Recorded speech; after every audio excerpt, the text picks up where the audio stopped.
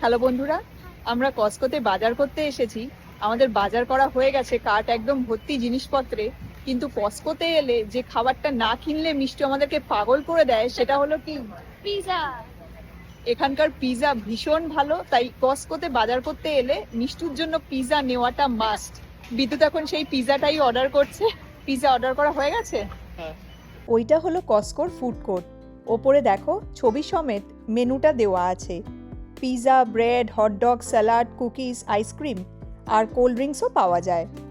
বাকি সব কিছুর মতন এদের ফুড কোর্টের খাবার দাবারও খুব ভালো আর দামও ভীষণ রিজনেবল।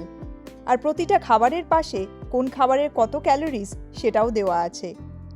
বিদ্যুৎ এই কিয়স থেকে পিজাটা অর্ডার দিয়েছে আর পিজা রেডিও হয়ে গেছে। এই যে চিজ পিজা, সাইজটা বেশ বড় আর দাম হলো $2, খুবই রিজনেবল।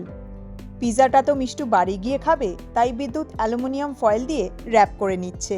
পিজা প্যাক করে নিয়ে নিয়েছি, মিষ্টুর ডিনার একদম রেডি। এখন আমরা বাড়ি যাচ্ছি। চলো টাটা।